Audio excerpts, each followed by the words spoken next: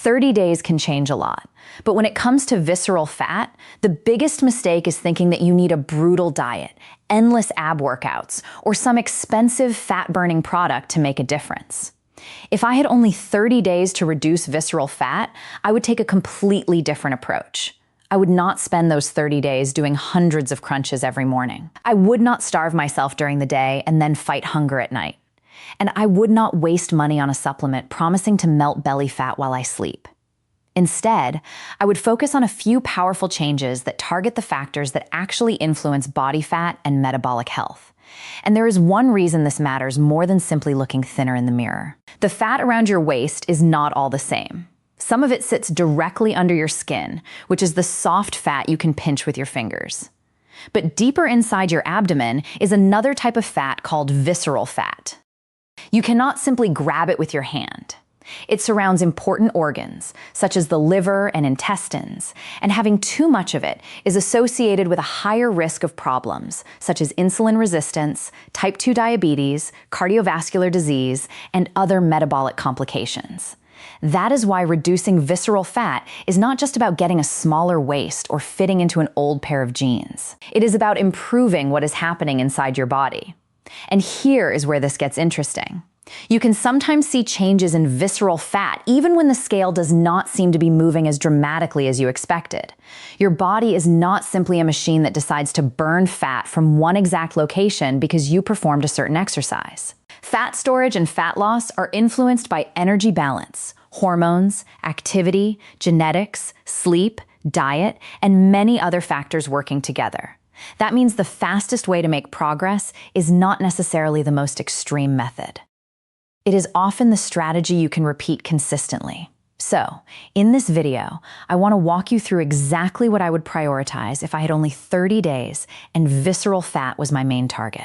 We are going to break down the food choices I would make, how I would structure my meals, why protein would become a major part of my plan, and which common foods can quietly make it much easier to consume more calories than you realize.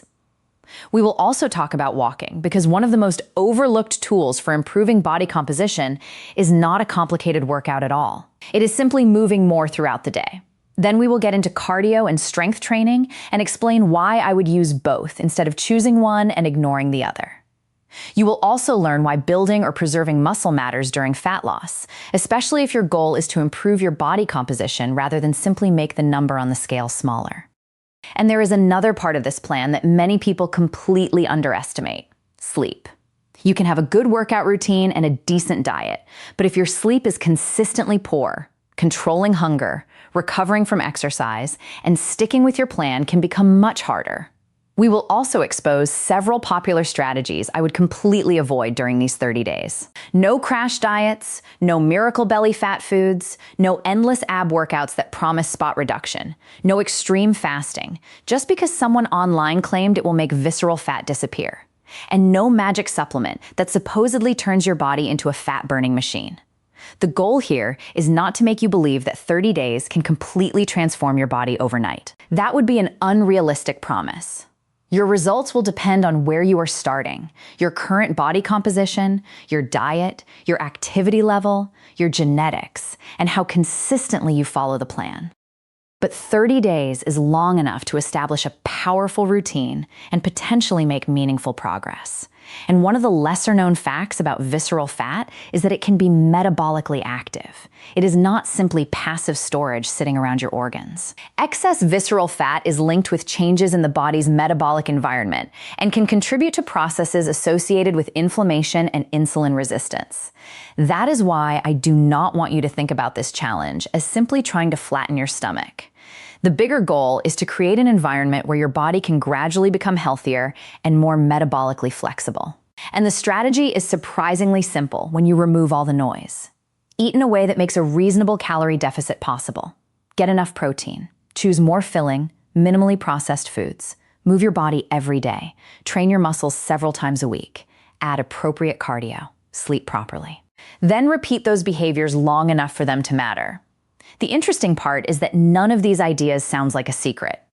But the way you combine them can make a huge difference. Most people do not fail because they have never heard of exercise or healthy food. They fail because they keep jumping from one extreme strategy to another.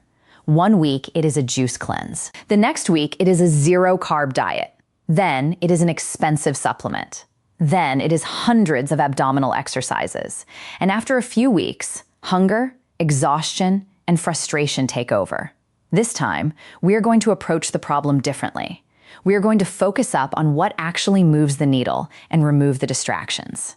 By the end of this video, you will have a clear 30-day framework you can understand and adapt to your own situation. You will know what I would eat more often, what I would limit, how I would structure movement, why strength training belongs in the plan, how cardio fits in, and which mistakes could quietly sabotage your progress. Most importantly, you will understand why reducing visceral fat is not about finding one secret trick. It is about changing the conditions that allow excess fat to build up in the first place. So, stay with me until the end, because the final part will bring everything together into a simple daily and weekly routine that you can actually follow instead of another complicated plan that looks impressive on paper, but falls apart in real life. If you are serious about improving your metabolic health and reducing excess visceral fat, this is where the real work begins. Welcome to our channel where we break down health, metabolism, fat loss, and nutrition in a simple and evidence-based way. If you want more videos that separate useful science from the endless health claims you see online, subscribe to the channel, turn on notifications, and let's get started. The first thing I would change is not the number of ab exercises I do. It is the amount of energy I am giving my body compared with the amount of energy it is using. If the goal is to reduce visceral fat over the next 30 days, a moderate calorie deficit is the foundation. That does not mean eating as little as possible. In fact, trying to survive on an extremely low-calorie diet can make the entire process harder. You may lose weight quickly at first, but hunger can become intense, energy can drop, training can suffer, and the plan can become impossible to maintain. The goal is much simpler. I would create a reasonable calorie deficit that I could repeat for all 30 days without feeling like I was fighting my body every hour. And there is an important detail here. You cannot tell your body, burn the fat from my stomach first. Fat loss does not work like that. Your body decides where it releases and stores fat based on many factors, including genetics, hormones, energy balance, activity, and individual body composition. But visceral fat can respond to changes in diet, physical activity, and overall energy balance, which is why the focus should be on the habits that improve the entire metabolic environment rather than trying to target one specific area. I would start by looking for calories that do not provide much fullness. Sugary drinks would be one of the first things I would examine. A large sweetened drink can add a surprising amount of energy without making you feel like you have eaten a full meal. Juice can have a similar problem.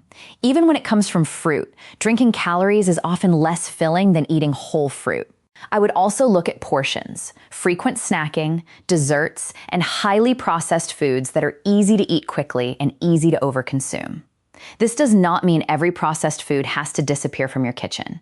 It means I would make the foods that keep me full the center of my diet and make the foods that encourage mindless overeating less frequent. That difference matters because the goal is not to win a 30-day diet challenge. The goal is to create a pattern that can survive all 30 days. And this is where protein becomes one of the most useful parts of the plan. If I were building my meals for these 30 days, I would make sure each main meal had a clear protein source. That could be eggs at breakfast, Greek yogurt with fruit, chicken at lunch, fish at dinner, lean meat, cottage cheese, or plant-based options such as beans and lentils.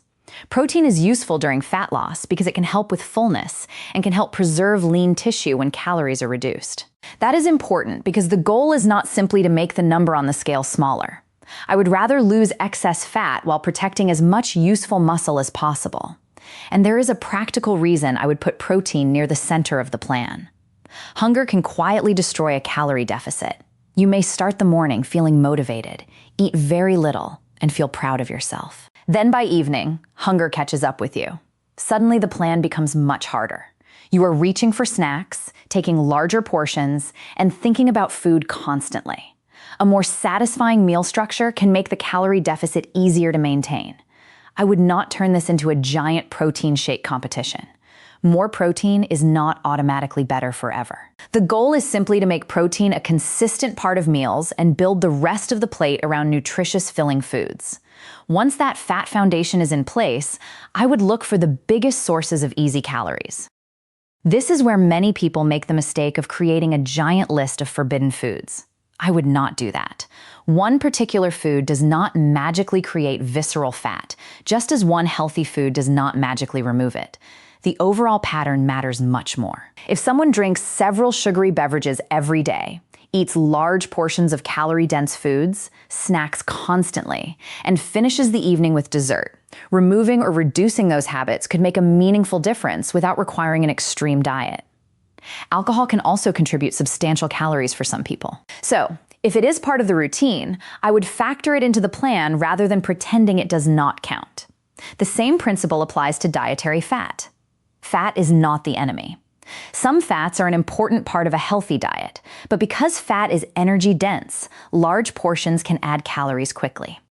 So, instead of saying never eat saturated fat or never eat carbs, I would focus on food quality, portions, overall energy intake, and a pattern that includes a variety of nutrient-dense foods. Once the food side is under control, I would make movement a daily habit. And this is one of the simplest parts of the entire strategy.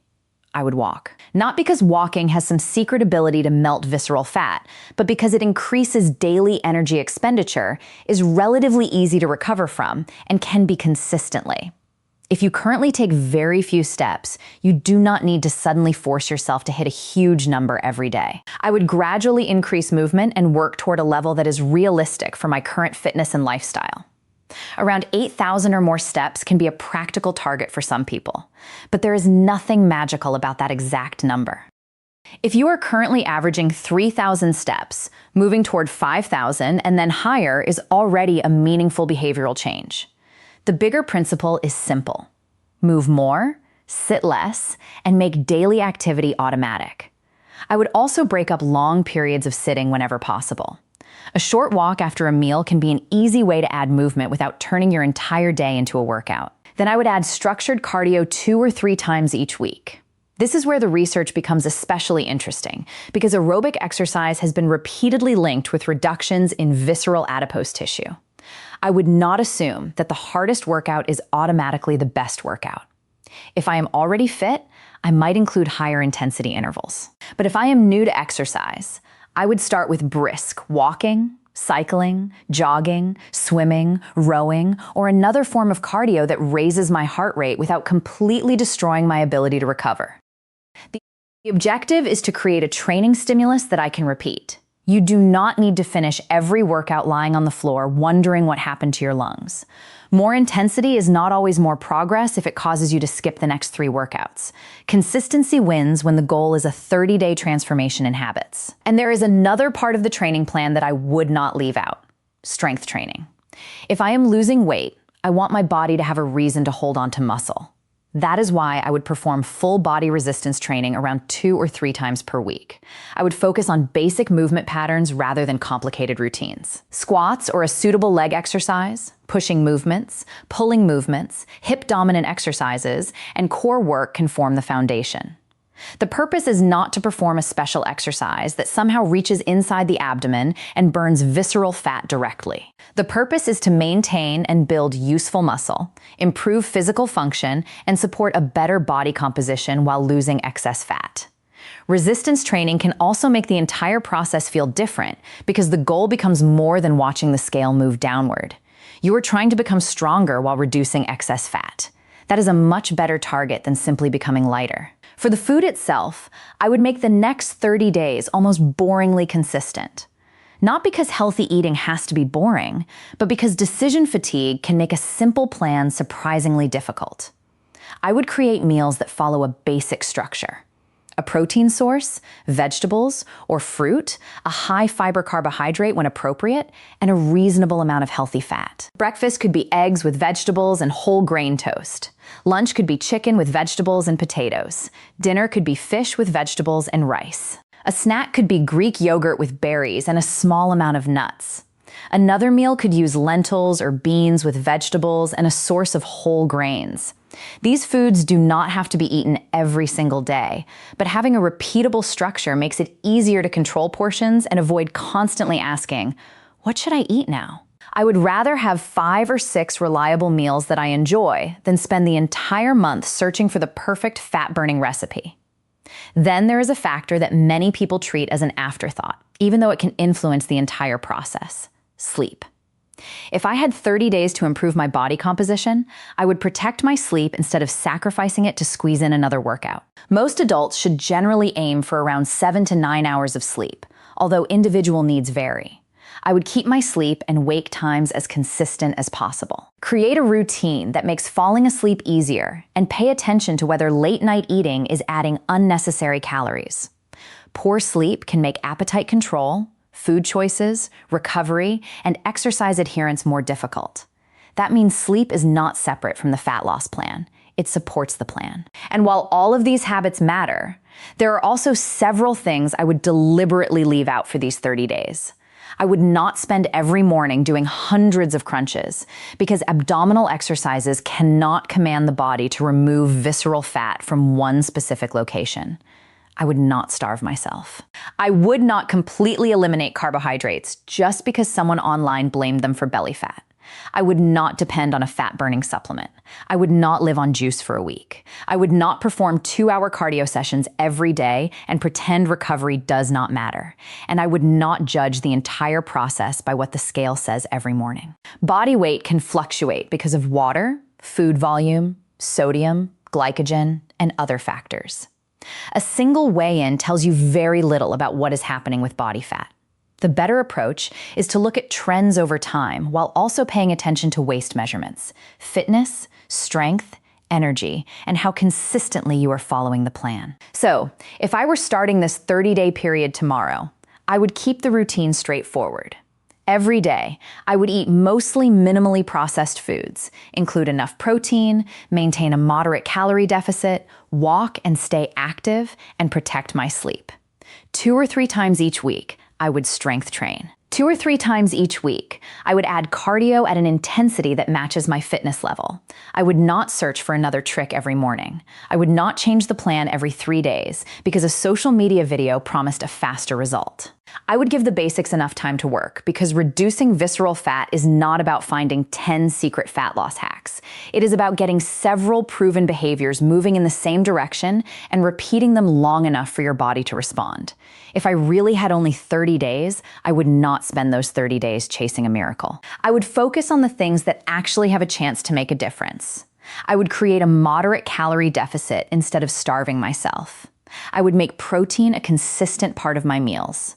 I would walk every day and look for more opportunities to move. I would train my muscles 2 or 3 times a week. I would add cardio without trying to destroy myself in every workout, and I would protect my sleep instead of treating it like something I can sacrifice. Because the truth is, you cannot command your body to burn fat from one specific place. You cannot do 100 crunches and tell your body to remove visceral fat first. You cannot drink one special ingredient and expect the fat around your organs to disappear overnight. But you can create the conditions that encourage overall fat loss and support a healthier metabolic environment. And when those habits are repeated consistently, visceral fat can become part of the progress you make over time. So don't look at these 30 days as a race against your body. Look at them as a chance to prove that simple habits, repeated consistently, can be more powerful than complicated health hacks. You may not completely transform your body in 1 month, and anyone promising that is giving you a reason to be skeptical. But you can finish those 30 days eating better, moving more, getting stronger, sleeping better, and understanding your metabolism far better than you did when you started. And that is progress worth building on.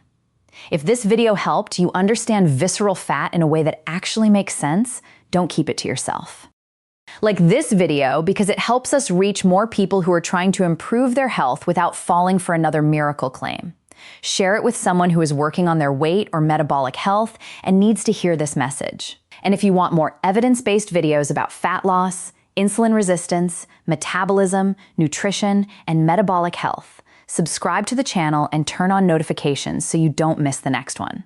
Your body does not need another extreme challenge. It needs consistent habits.